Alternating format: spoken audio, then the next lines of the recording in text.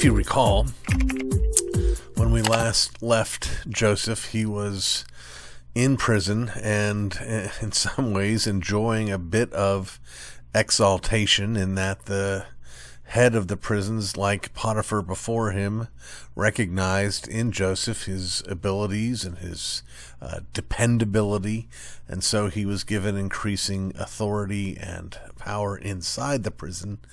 But he was still in the prison. Now, I'm no expert on the prison system of Old Testament Egypt, much less the law system of Old Testament Egypt. But as we come now to chapter 40, we discover that two of the people put under Joseph's charge are previous men who had been servants of Pharaoh himself.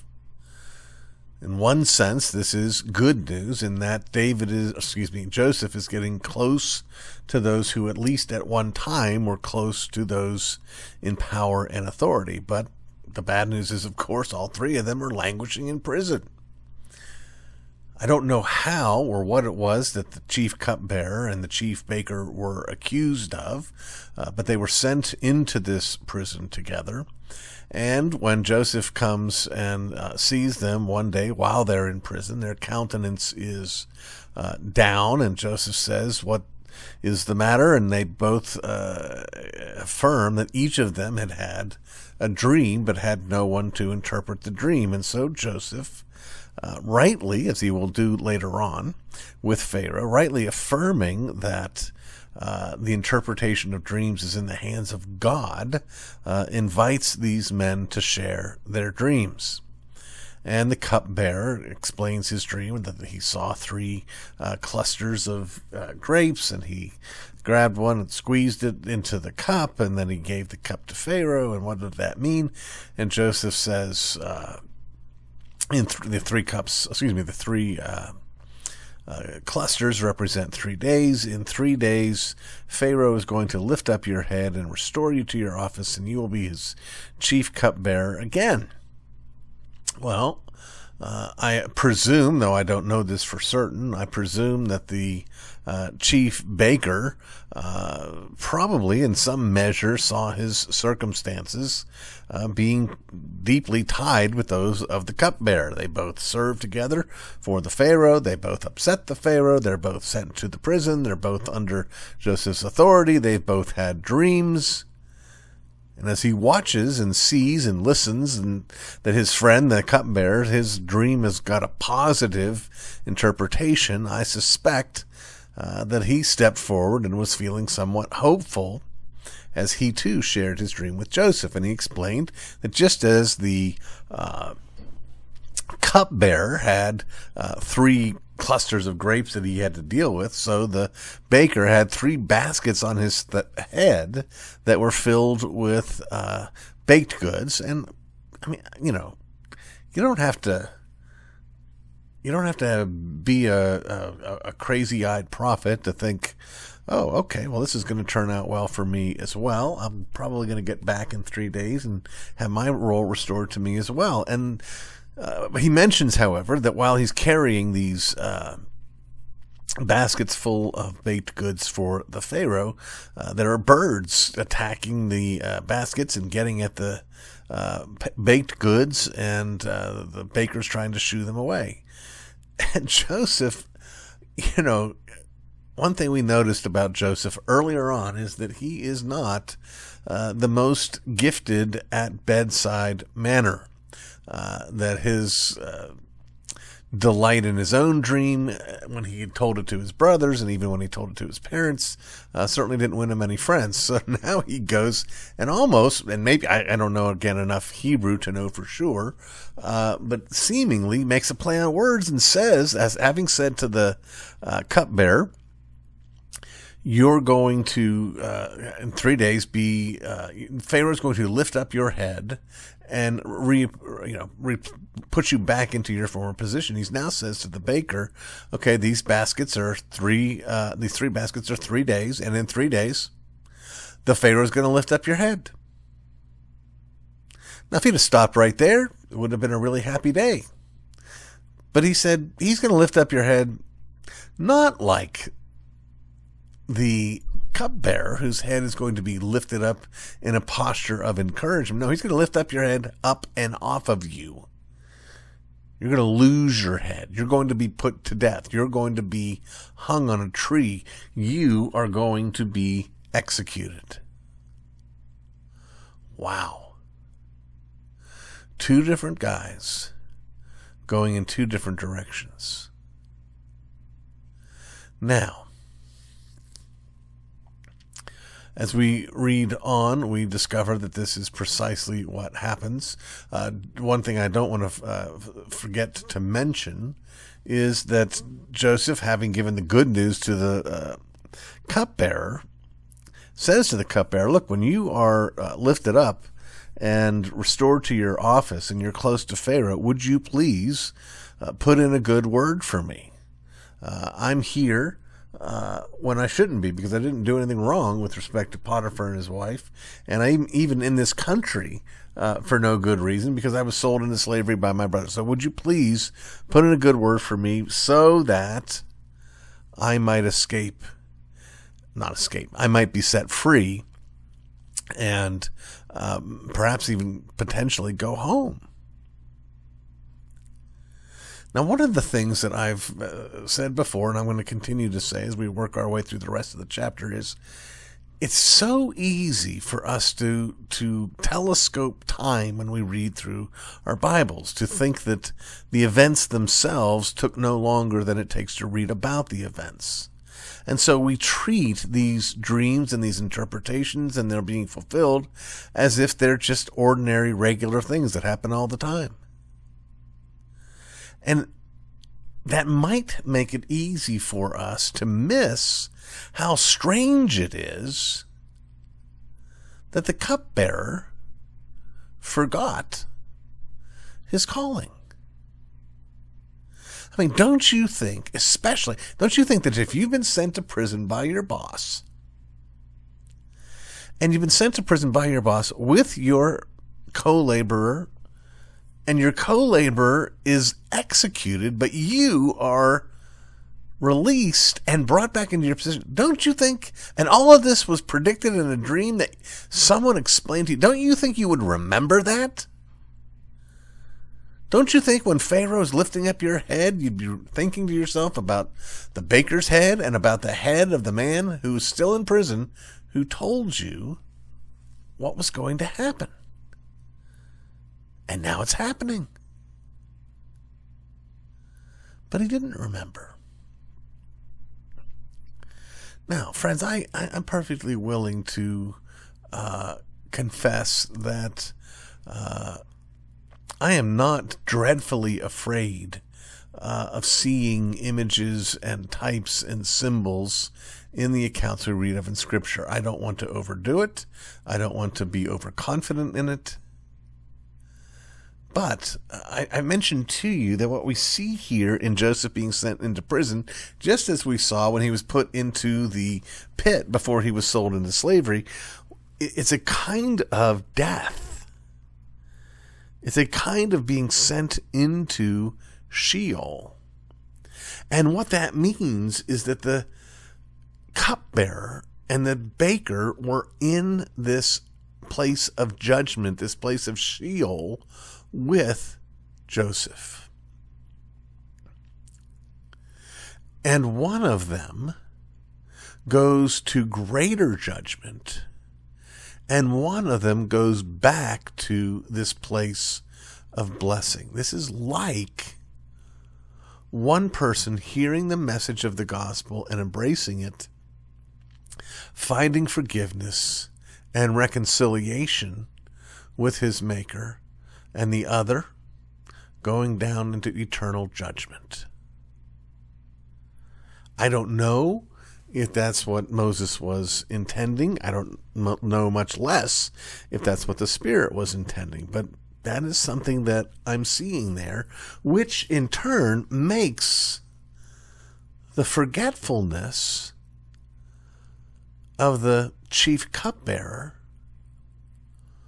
all the more horrible. Now, You may think that what I just gave you is a bit of a stretch, and you may be right.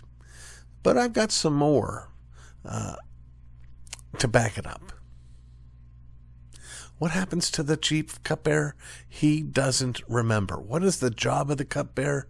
To remember. What is the cupbearer's posture and position? He's been placed in a place of peace with the sovereign that he has offended. Can you think of any place else in the Bible where we read about the danger and the temptation to forget the forgiveness of God, and God in His grace giving us something by which we are called to remember His grace? Jesus gave the cup to those that were gathered there at the Last Supper. And He commanded of them that they should do this in remembrance of Him. You know, I have complained for decades now that, one, we don't celebrate the Lord's Supper as often as we ought to. But I kind of understand why that is, given how truncated, how shriveled our view of what it means is. Even when we do remember, we only manage to remember half of the story. And that half of the story is, quite frankly, not the most joyful half of the story. I'm not surprised we don't celebrate the Lord's Supper more often when our perspective of it is that this is that time when God calls us to look more closely into our sin, to meditate on the horrible reality that we crucified the Lord of glory.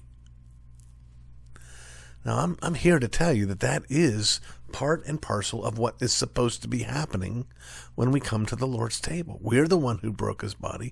We're the ones who shed His blood. And we're to remember that. But that's only part of the story. You know, there's this other time when God's people are called to consume God. It's in the book of Exodus when the children of Israel make this false god, this golden calf, and Moses in his judgment has it broken down into the tiniest pieces and then put into the water, and he calls upon the children of Israel to drink that water.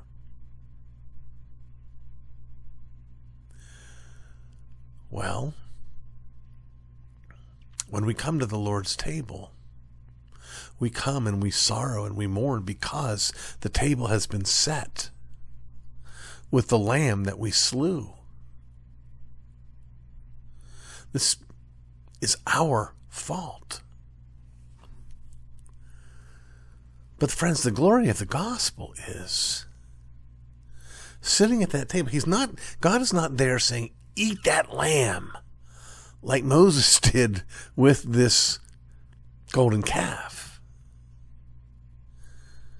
Because the Lord's Supper not only reminds us that we're crucified the Lord of glory, but it is a foretaste of the marriage feast of the Lamb. It is a shared meal with our Heavenly Father. Just like, by the way, in the Old Covenant, in the sacrificial system that God established with His people, when the sacrifice was made, the one who brought the sacrifice is called to share in a meal with a part of that sacrifice with the priest. That is a sign, an affirmation of you are family. We are at peace. We're together. We're sharing this meal together.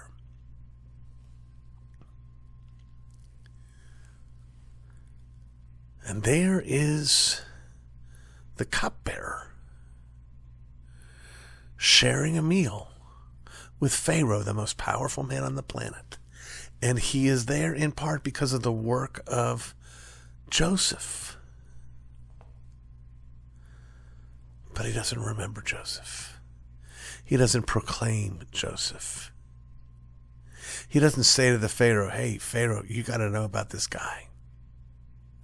This guy not only predicted the death of your baker, but he predicted that I would be here, that we would be at peace, that you would welcome me back into this job. Surely a man with this message, surely a man who hears from the living God so that he knows the meaning and the interpretation of dreams, surely this is not someone you should be keeping in prison. This is someone you want by your side. Well, as we will see in the coming chapters, eventually something like this does happen. But in the meantime, Joseph is languishing in prison. Now, again, I don't know much about the prison system. I know he's in this position of authority, and I know that that's better than not being in that position of authority. I've been to prisons. I've visited Angola prison in Louisiana, and I came face to face with a little bit of the whole trustee system, where there are certain prisoners who've shown themselves to be trustworthy, who are given more liberties, who are given more responsibilities. But at the end of the day, they could no more walk out the front door than the people that they were given authority over. And the same is true for Joseph.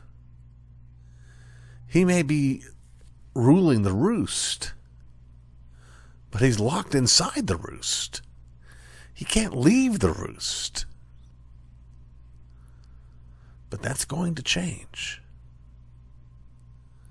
Interesting, isn't it, as well, that each of these men had to wait 3 days. Remind you of anybody? Well, next time we come together, we'll look at chapter 41. And we're going to see the beginning of the exaltation of Joseph, a picture of the exaltation of Christ. We're going to see a picture of Joseph at the right hand of Pharaoh, a picture which is a picture of Jesus at the right hand of the Father. Don't ever forget, and this is one of the reasons why I'm not uncomfortable about looking for these connections and these images and these types. Don't forget that this whole book, not just the book of Genesis, but the whole of the Bible, the whole book is the story of Jesus.